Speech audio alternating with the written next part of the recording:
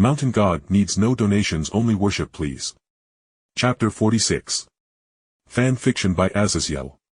Please subscribe to this YouTube channel for listening and patreon.com/Azazyel to read all of his stories. So with Tiamat having retreated and left me and Sakuya alone, I decided to be brave with the beautiful maid who had made my life so much easier with her care.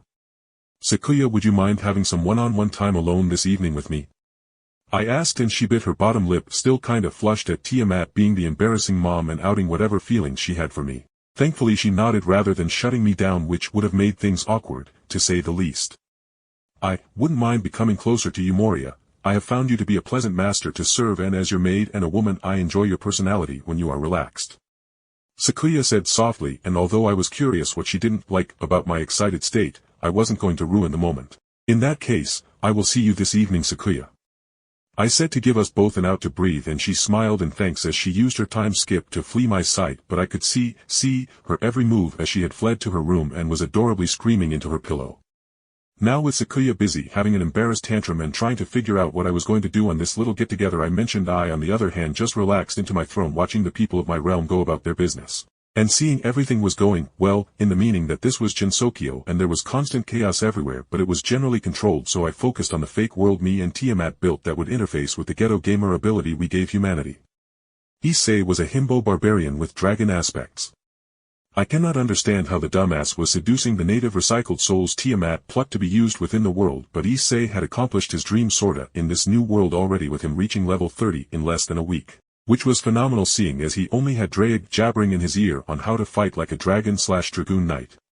Either way, he had already waifu a big titty barbarian chick that he had to choke out when she decided to kill him for looking at her massive tits, and I think the brain damage she got made her fall in love with him. Then there was the short-stacked goblin he seduced with his dragon musk. The thick dami mommy priestess that followed him around healing him and being entirely too motherly gave me flashbacks to Tiamat asking if I wanted to drink of her milk. Anyway, he had a harem already, and I was actually looking forward to his growth in the coming days, as Rainier had been looking at him in his school life in reality. So where the hell is Chow Chow?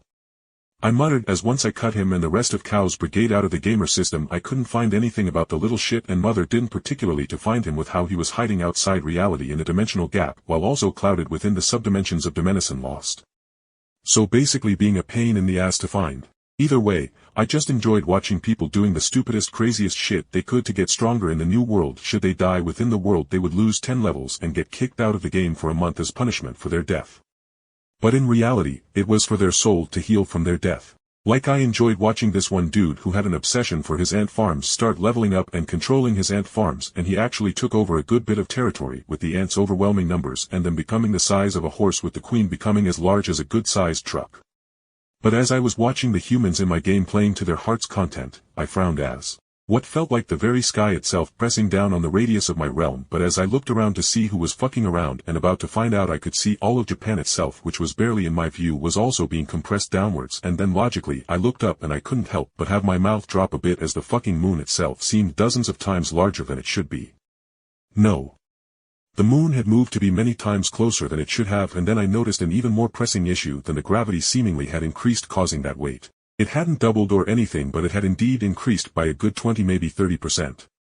Tiamat, what the fuck is going on? I called out, wondering if there was some moon god like Tiamat that wanted to come visit or something.